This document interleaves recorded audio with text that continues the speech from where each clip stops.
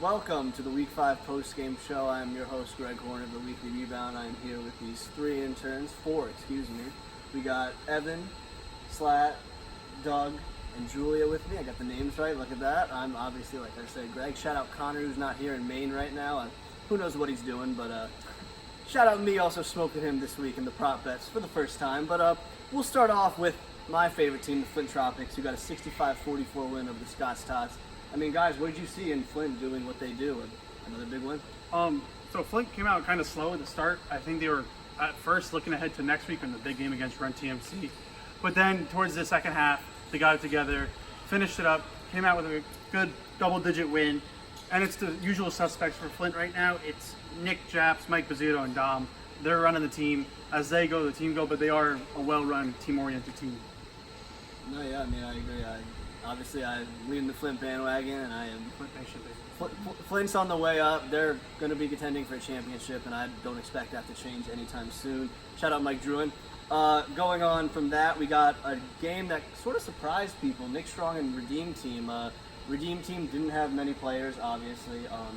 Dom, Melpon, and Dante, thank you. Were the only three there. So, I mean, it was kind of hard. You know, I was talking to Eddie after the game, and Eric, obviously, of course. But, you know, we'll move on from that. What did Redeem Team show anything that you guys were worried about, or was it just they had three guys and Nick Strong was an experienced team? I mean, they only had, Go ahead. they only had three guys, but those three guys, they fought, and they truly did do everything they possibly could.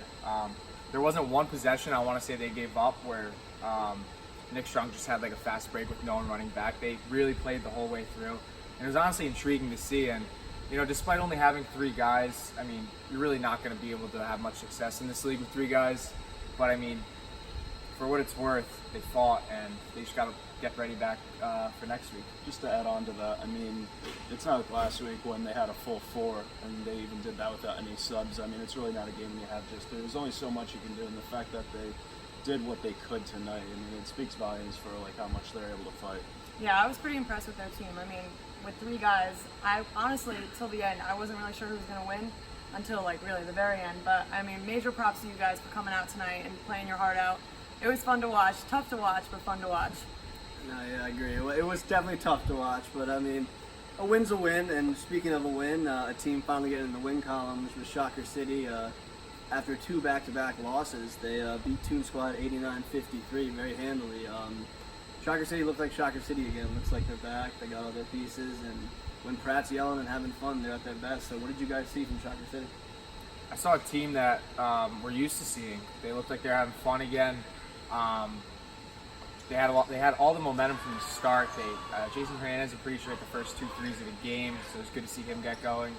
And they just took it from there. And honestly, like we talked about it last week, you guys talked about it on the podcast, you don't want them to figure it out because they're trouble. Yeah, I agree. I mean, I think Shocker City is one of those teams that maybe they have like a 3-4 loss regular season, and you start counting them out, and then all of a sudden they sweep the playoffs, and you will realize how good this team was, back-to-back champion. That's not a team you want to play at all. Real quick, didn't watch this game, but Jaden Battle on a losing effort, he's a highlight reel. Yep, absolute human highlight reel. And speaking of highlight reels, Silly Senders and the Bricklayers had a game. Definitely not highlight reel worthy, but look, shout out the Bricklayers. They lost 53-47. That was the best game they played all year. They could have won that game if they hit a few more threes. So I think they're definitely trending upward and kind of growing as a team. But the Silly Senders took it 53-47. So what did you guys really take out of this game? I'll say this, Jason Binder for Bricklayers, he dropped 27 points, so that brings up like half their score. And both teams started out very, very slow in the first, and that's when, you know, in the second and third, so the Senators began to pull away. Both Brendans were doing very good. Around the fourth quarter, they were starting to make a little comeback, but it fell a little short. They brought the game back within like 5 points, and they could have closed it out, but it fell just short. But it's like you said, they're getting better every week. Last week I said that was their best week. This is definitely their best now. They just couldn't finish.